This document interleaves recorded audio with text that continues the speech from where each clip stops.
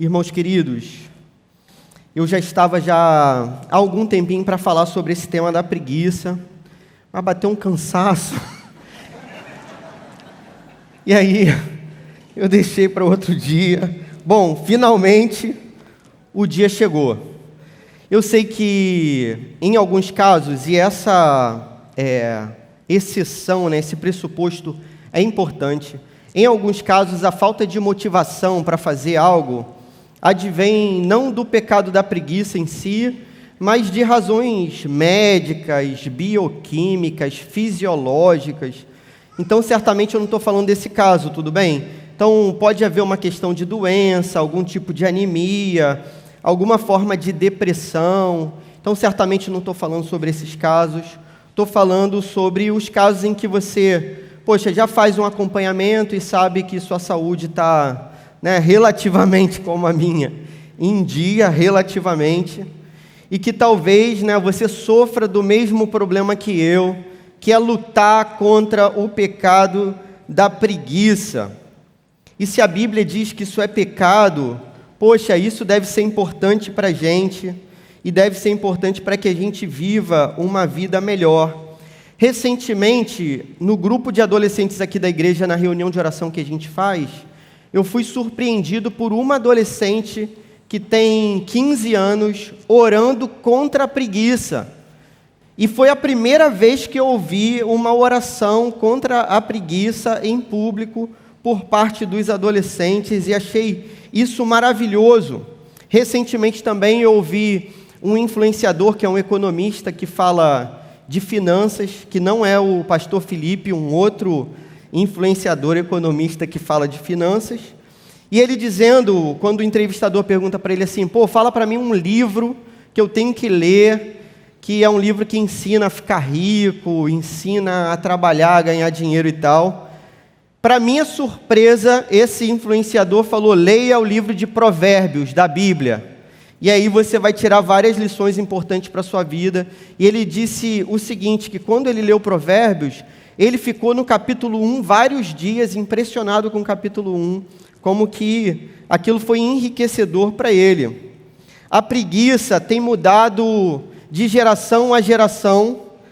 Há 3 gerações ou 2, a gente cantava na música popular brasileira, na voz de Elis Regina, uma música que dizia assim, eu quero uma casa no campo, onde eu possa chamar meus amigos, ter meus livros, meus discos e nada mais. A vida já era uma vida meio assim, querendo uma vida mais sossegada, mais preguiçosa. Não sabia ela que uma casa no campo dá trabalho pra caramba, né? Você tem uma casa no campo, meu amigo, deve dar muito trabalho. Por outro lado, agora a gente tem uma geração que nem sonha mais em ter uma casa própria, em ter sua própria casa, e muitas vezes não quer sair da casa dos pais. Isso certamente tem a ver com aquilo que a gente tem ensinado para os nossos filhos. A preguiça, ela se manifesta também na linguagem hoje em dia. Então você sabe provavelmente que aquela expressão vossa mercê se transformou pela preguiça em vós me ser, depois você, e agora você fala ser, Você vai ali e tal. Uma vez conversando com um mineiro, o mineiro me falou assim, nó. Ele falou nó. E aí eu entendi que quando ele falava nó, ele queria dizer a expressão católica Nossa Senhora. Em vez dele dizer Nossa Senhora, ele fala nó. E aquilo já é suficiente. Essa preguiça da linguagem eu tenho também. Às vezes a pessoa fala comigo, eu estou com preguiça de responder, aí eu faço um ruído assim, A pessoa fala uma opção de coisa, tal, e aí no final eu respondo assim, e aí... Engraçado que dá certo, a pessoa fica satisfeita. Geralmente, a Bíblia traz um livro para a gente de sabedoria contra a preguiça, que é o livro de Provérbios. Na verdade, o livro de Provérbios apresenta vários vilões. Entre esses vilões, você tem um personagem que é o homem preguiçoso. No capítulo 24, a gente vai ver uma cena muito interessante. Então, se você puder abrir a sua Bíblia aí, Provérbios, capítulo 24. O livro de Provérbios está mais ou menos no meio da Bíblia, se você tiver com a Bíblia de papel. É um livro depois dos Salmos. É um livro de sabedoria. A gente tem um livro de sabedoria que é um livro mais, assim, filosófico, teórico, que é o livro de Eclesiastes. E você tem um livro mais prático, que é tipo assim, como que você vai viver? E esse livro de como você vai viver é justamente o livro de Provérbios, capítulo 24. A gente vai ler do verso 30 ao verso 34. Todo mundo conseguiu abrir aí? Tem alguém com preguiça de... Se tiver um irmão com preguiça, você dá uma carona para ele, para ajudar esse irmão. Provérbios 24, 30, 34 diz assim: Passei pelo campo do preguiçoso, pela vinha do homem sem juízo. Havia espinheiros por toda parte, o chão estava coberto de ervas daninhas, e o muro de pedra estava em ruínas. Observei aquilo e fiquei pensando, olhei e aprendi esta lição.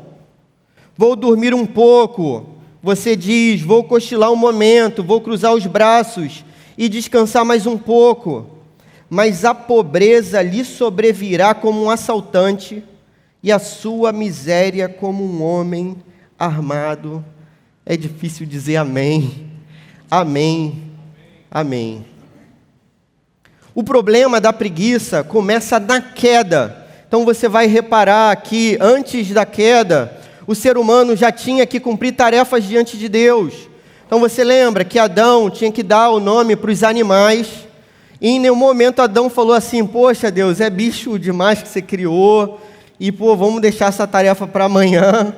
Não, Adão corresponde àquela missão. Uma das missões de Adão era cuidar do jardim que Deus tinha dado para ele cuidar, e ele cumpria essa tarefa, ou seja, o trabalho vem antes da queda, o trabalho é bom antes da queda. No entanto, a partir do momento que os seres humanos se afastam de Deus e desobedecem a Deus e pecam, e a queda entra no mundo com o pecado, a nossa resistência ao trabalho se torna grande. Isso já está demarcado na maldição de Gênesis 3. Então você vai ver que a maldição para a mulher é que ela teria filhos e isso lhe causaria dores.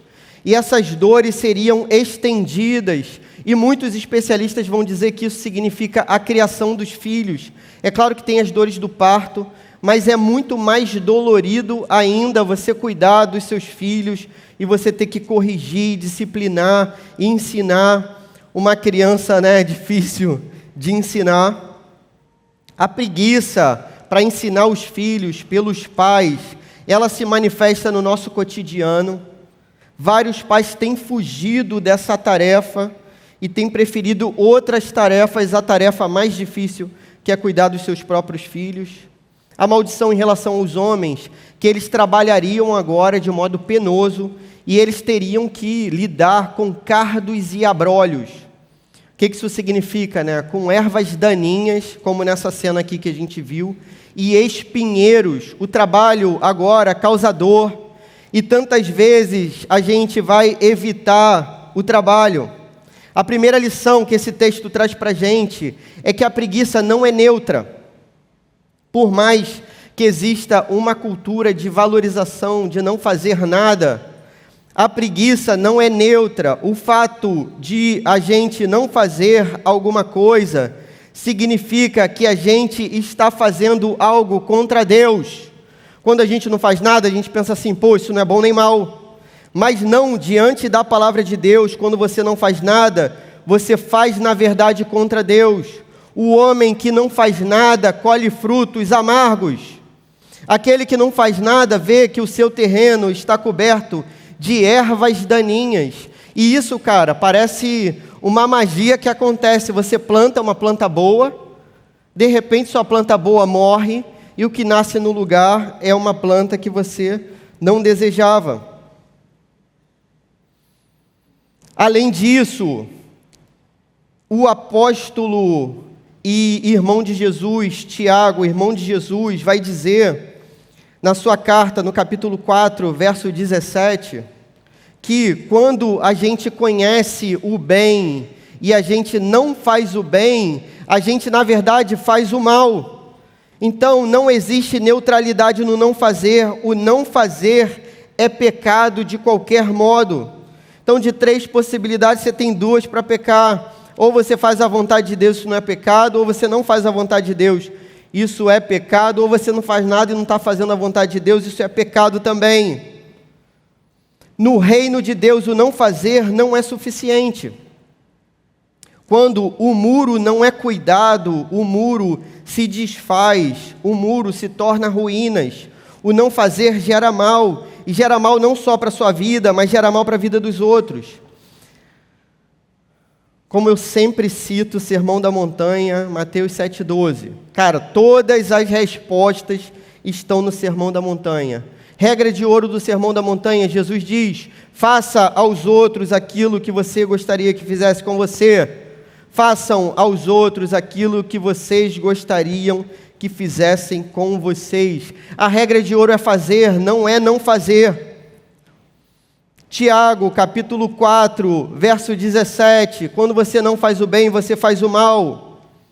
Efésios, capítulo 4, verso 25 a 29. Vamos abrir aí o texto de Efésios? Efésios 4.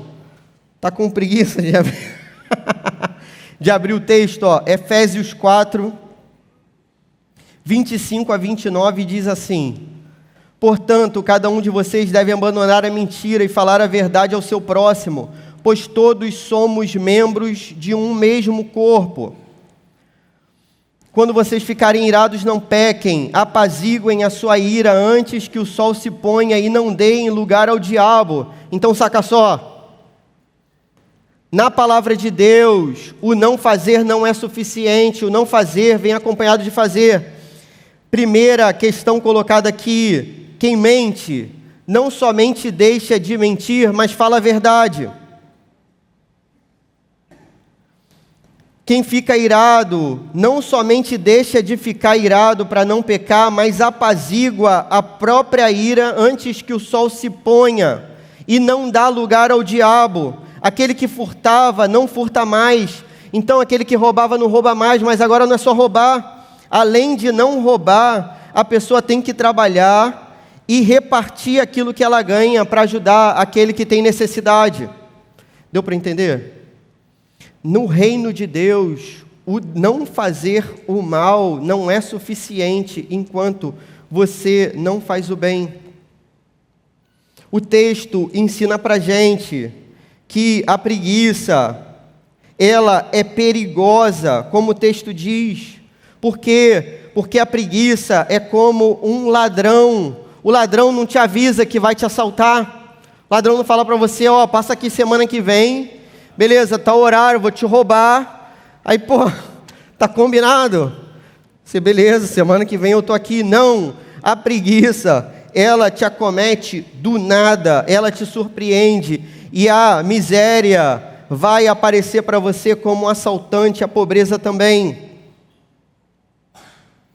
A preguiça, ela gera um pecado contra Deus e contra o próximo. Por quê? Porque quando a gente é preguiçoso, a gente sobrecarrega aquelas pessoas que estão do nosso lado. Então você que vive numa casa com alguém, se você não faz, alguém vai ter que fazer. E essa pessoa acaba fazendo por 2, e por 3, e por 4.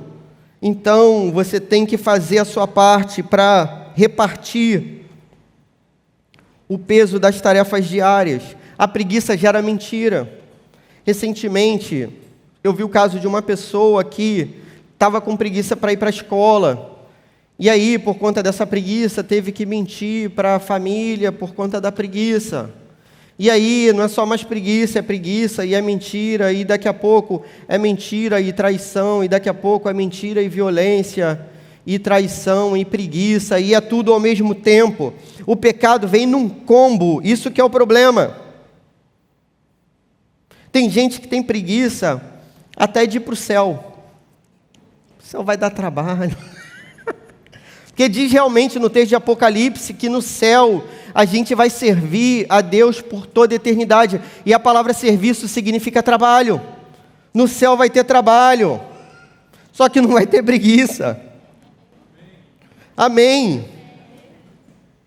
Por outro lado, você que está pensando assim, cara, estou tranquilo, trabalho pra caramba, eu tenho 2 empregos.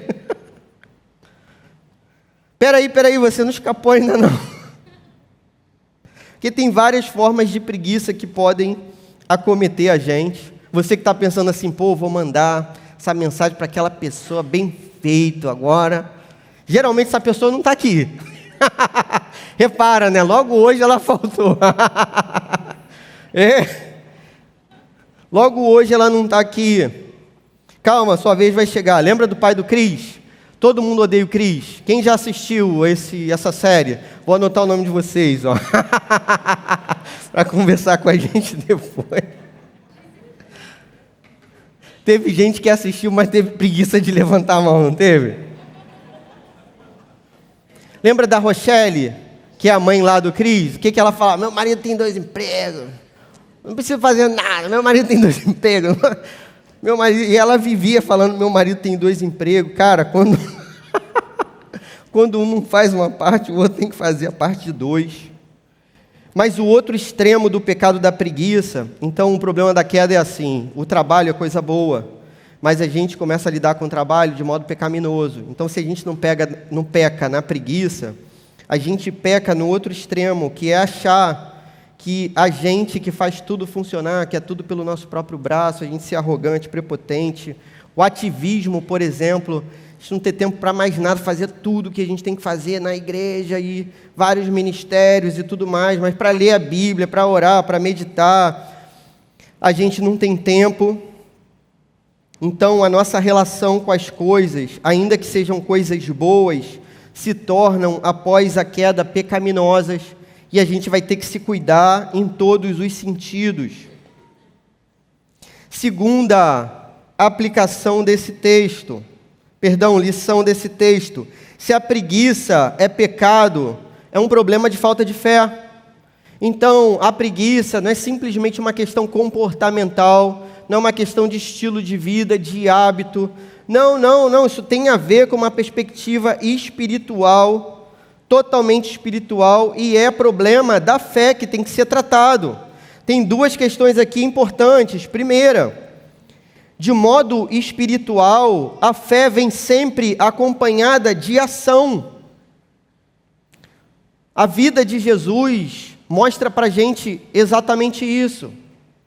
Jesus, tem uma multidão aqui querendo falar com você. Não, estou mais tarde. Para eu não citar o Sermão da Montanha de novo e citar outro sermão de Jesus, João capítulo 14. Você sabe o que é essa sequência de João 14, 15, 16 e 17? É o último sermão que Jesus prega para os seus discípulos. Então Jesus está perto de ser crucificado, tem a última ceia, ele prega um sermão para os seus discípulos. Nesse sermão ele fala sobre o que é o amor. E Jesus não fala de modo teórico, Jesus não canta a música do Renato Russo, citando Camões, amor é fogo que arde sem se ver. Não faz isso não, beleza? É ferida que dói. Por isso que não me chama. Por isso que ninguém me chama, irmãos, para o louvor. Jesus não cita Camões, não cita poesia, não fala sobre o amor de modo abstrato. De modo simples, o que Jesus diz? Quem me ama faz o que eu digo. O que é o amor para Jesus? Não é uma metáfora, não é nada disso. O amor é fazer a vontade dele. Há também um vocabulário todo ativo em relação à vida cristã. Então, se você pegar os textos de Paulo, por exemplo, você vai ver que toda hora ele fala sobre viver a vida cristã com zelo, com diligência, prontidão, ficar ligado, dedicação, empenho, força. Josué, seja forte e corajoso, e você vai entrar na terra que eu vou te dar. Josué podia falar para Deus, Deus, você não vai me dar a terra, então não preciso fazer nada. Mas não, não, não. A Bíblia nunca elimina a ação humana das coisas. Então é sempre um Deus soberano que dá todas as coisas. E nós, com a nossa responsabilidade humana, correndo atrás das coisas que a gente precisa. Não é Josué, seja forte e preguiçoso, vou te dar a terra. Não, seja forte e corajoso. Por outro lado, a preguiça se opõe à fé, pois crê que Deus não pode mudar o nosso coração. Então, aquele que é preguiçoso e já se vê como preguiçoso e já se acostumou com a própria preguiça, acredita que Deus não pode mudar a própria vida. A preguiça, por outro lado, é sempre um problema espiritual. E existe uma preguiça mais específica para as coisas espirituais. Tem gente que trabalha pra caramba, e é o pai do Cris aqui, e tem 2 empregos, mas na hora de ler a Bíblia, durante 5 minutos não consegue. Dá logo uma preguiça, bate aquele sono. Na hora de orar para as coisas de Deus, para sair de casa para a célula, para o discipulado, para as reuniões de oração da igreja, a preguiça bate. Por quê? Porque certamente essa é uma questão espiritual.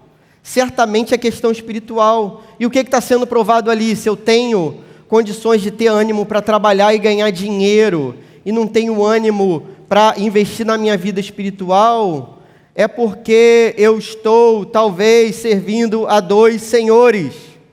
Só que Jesus tira a nossa soberba, coloca a gente no nosso próprio lugar e retira o nosso engano, dizendo que ninguém serve a 2 senhores. Na verdade, serve a um só. Ninguém pode servir a Deus e a Mamon e ao dinheiro. Tem gente que diz que quando está com insônia vai ler a Bíblia, que dorme rapidinho. A gente precisa investir na nossa santidade, na nossa vida espiritual, para a gente vencer esse pecado. Como que a gente aplica isso à nossa vida? Faça como eu, meu irmão. Primeira aplicação: lute contra a preguiça, inclusive a espiritual. Lute contra a preguiça, inclusive a espiritual. Eu não queria dizer inclusive a espiritual, porque toda preguiça é espiritual, mas tem gente que só tem preguiça para as coisas que edificam espiritualmente. Lembre-se, se não for problema de saúde, a questão é necessariamente espiritual. Porém, o trabalho em si não resolve o problema do pecado. Então, não é simplesmente eu trabalhar que eu vou vencer a preguiça.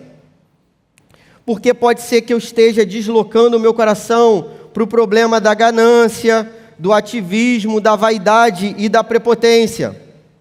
Ou seja, uma arma só não resolve o problema da preguiça. Porque como o pecado vem em conjunto, a gente precisa de um combo de santidade para poder vencer esse pecado.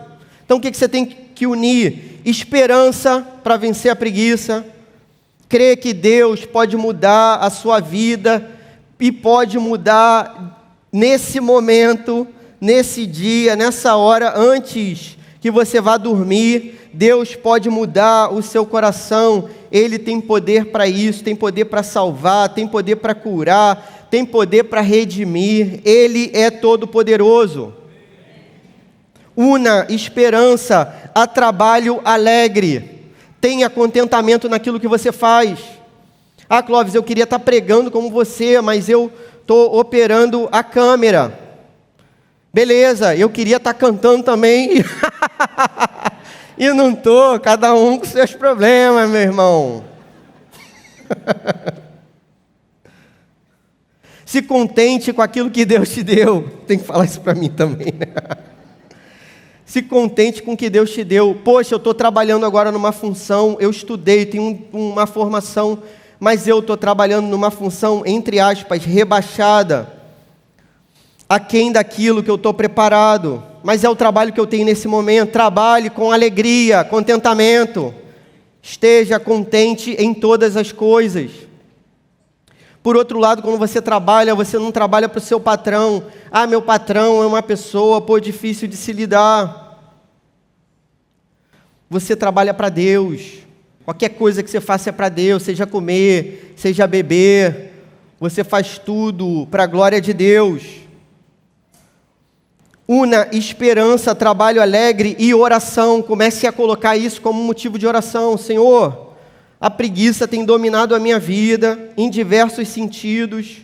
Eu não tenho vontade de estudar, não tenho vontade de trabalhar, não tenho vontade de ler a Bíblia, de orar. Coloque isso em oração e Deus vai mudar o seu coração certamente. Una isso à tristeza também do arrependimento.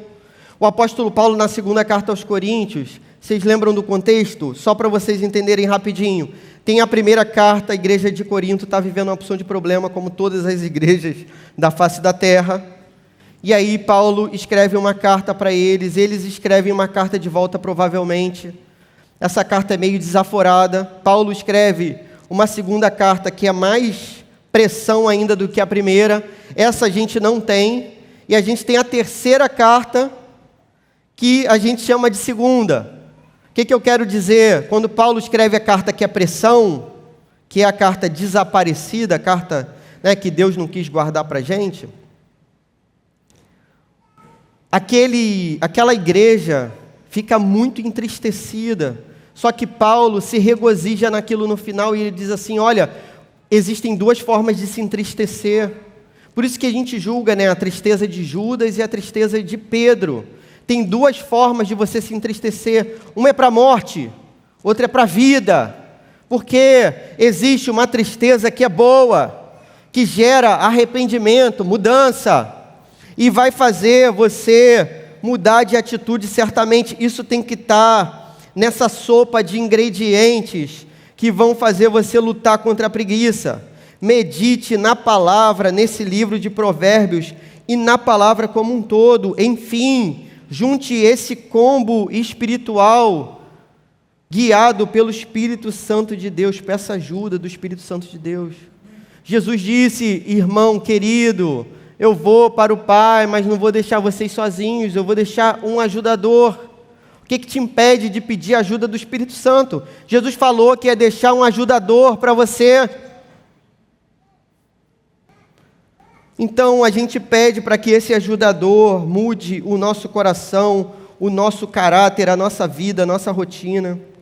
Tudo é espiritual, mas para a sonolência, para as coisas de Deus, é necessário, irmão, urgência.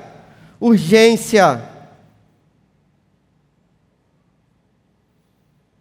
Você precisa programar a sua vida e perseverar. A gente costuma brincar aqui na igreja que aqui, né, a gente vê ao longo dos anos, né, muita iniciativa e pouca acabativa. Porque a galera às vezes dá ideia que é começar as coisas, mas terminar que é bom. Você que está na célula, vamos fazer um evento, todo mundo dá uma opção de ideia. Mas tem que ter alguém que carregue o piano, beleza? Alguém que ajude a fazer, seja essa pessoa que ajuda. Comece servindo na sua própria célula. Ofereça ajuda para o seu líder. Participe de uma célula, participe dos planos de leitura que a igreja faz de leitura bíblica. Eu soube que vai ter, espero que tenha, né? Eu soube que vai ter, depois do retiro, um plano de leitura aí maravilhoso que a gente vai fazer no ano que vem. Retiro dessa época aí do feriado, né, das trevas aí, mas que para a gente, né, é lugar que a gente fica na bênção de Deus, na presença de Deus. Faça culto na sua casa, com a sua família. A gente crê no sacerdócio universal, a gente falou isso ontem. O que te impede de pregar para os seus filhos? Por mais que pareça que não está entrando no coração, tá. Tenha fé. Às vezes a gente não tem preguiça para jogar jogos, para maratonar séries, para assistir aos jogos da Libertadores, que não te liberta de nada. Como eu não sou tricolor, estou contra a Libertadores agora. Você que é botafoguense, irmão, viu como é perda de tempo torcer para um time?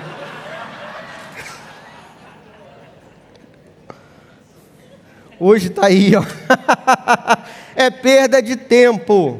Invista nas coisas do reino, que te liberta da preguiça. Seja campeão nisso. Beleza? Segunda aplicação, mire-se no exemplo dos servos de Deus. Então tem pessoas que você consegue ter como referencial. Tem, obviamente, os heróis da Bíblia, que são aqueles lá de Hebreus 11. Você tem heróis da fé, com as suas biografias, que às vezes dá até preguiça de ler. Mas tem George Miller, David Brainerd, que são homens da fé. Mas tem pessoas do seu lado, cara, que são pessoas que vivem o evangelho todo dia como crente, lutam contra a preguiça e que podem te ajudar. Mais uma vez, não confunda ganância, egoísmo com santidade, mas mergulhe nos tesouros espirituais que são acessíveis a você. Colhe com a pessoa certa. Sabe aquela pessoa que é 220, pressão total, e você é meio devagar? Como eu, meio lerdo. Cola com essa pessoa, porque aí um vai equilibrar o outro. Não vai ser de mais nem de menos. Fuja dos procrastinadores, aqueles que deixam para depois. Fuja da procrastinação. Fala rápido, procrastinação. Treinei em casa para falar. A preguiça, irmãos, é contagiosa. Um boceja, outro boceja, e todo mundo está bocejando. Mas, ao mesmo tempo, a santidade é contagiante.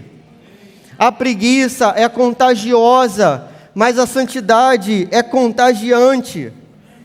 E por isso que o apóstolo Paulo vai dizer que a mulher edifica e santifica a sua casa, o seu marido e a sua família. Por quê? Porque a santidade é contagiante. As pessoas que estão à volta, elas vão aprender a viver como você vive. Se essa mudança, a partir da fé, auxiliada pelo Espírito Santo, garantida por Jesus, irmãos, a questão aqui não é assim, então tem uma opção de regra para eu fazer, tem uma opção de coisa, esse cara aí que está falando me deu uma lista, anotei a lista aqui, vou fazer essa semana e tal. Cara, não é isso. O que está sendo proposto aqui é o seguinte: Jesus, Ele venceu todos os pecados. Jesus, Ele venceu toda a tentação. Jesus, Ele venceu toda a doença. Jesus venceu todo o tormento, toda a potestade, todo o poder, todo o inferno. Jesus venceu. E Ele garante para a gente a possibilidade de uma vida mais bela, mais plena. Essa vida plena em Jesus Cristo pode ser vivida agora. E o que está sendo proposto é uma vida maravilhosa, cheia da palavra de Deus, mergulhada na palavra de Deus, vivendo feliz para a glória de Deus, fazendo o nosso trabalho diário, cotidiano, para a glória desse Deus Todo-Poderoso. Como fruto desse grande amor do Pai, a gente pode ter muito fruto para apresentar o Senhor no grande dia. Lembra lá de Mateus 24, a parábola dos talentos? O que acontece? Uma pessoa enterra seu talento. O preguiçoso não tem preguiça para justificar sua própria preguiça. Você vai ver no final que o preguiçoso vai justificar: eu enterrei porque eu soube que você é severo demais e tal. E tem a opção de justificativa. No entanto, aquele que deixou a preguiça de lado, esse foi contado entre aqueles que vão viver a alegria da presença de Deus e vão receber muito mais do que fizeram. Que seja assim na nossa vida, que a gente possa aproveitar cada segundo da nossa existência, cada minuto daquilo que Deus dá para a gente de graça, que a gente possa aproveitar e transformar isso tudo em gratidão, até que no grande dia a gente tenha diversos frutos para apresentar para o nosso Senhor, e a gente receba dele muito mais do que aquilo que a gente entregou para ele. Que seja assim até que Jesus venha e nos recompense em todas as nossas obras, nas quais a preguiça foi vencida, foi remida, foi lavada, foi superada, em nome de Jesus. Amém. Vamos orar? Senhor, muito obrigado pela Tua palavra santa e desafiadora, Senhor. Diante de nós, há um caminho que a gente sabe que não é fácil, mas a gente reconhece como possível através daquilo que Jesus conquistou para nós, para que a nossa vida possa, de algum modo, resultar na glória desse Cordeiro Santo que foi entregue por nós, para que cada segundo do nosso dia, da nossa existência, sirva para Te glorificar, com as obras que Você permite que a gente faça, Senhor, mesmo a gente sendo pecador, mesmo a gente sendo tão pequeno, Senhor, que Você receba esse pouco do nosso coração, que Você receba isso com alegria, ajuda a Tua igreja a viver em santidade, não menosprezar o pecado da preguiça, Senhor, transforma a vida dos jovens, dos adolescentes que têm desperdiçado as suas vidas com todo tipo de distração inútil, Senhor. Muda a vida dessas pessoas, muda os casamentos aqui, Senhor, a relação entre os cônjuges, Jesus, por favor, faz com que seja um auxiliador do outro, que esteja um pronto a ajudar o outro a se levantar, a caminhar, a viver, que seja, na verdade, a disputa para quem seja visto como menor dentro de casa, Senhor, como um servo diante daquilo que Você nos ensinou, Senhor. Que seja assim, no nome do Teu Filho Jesus. Amém.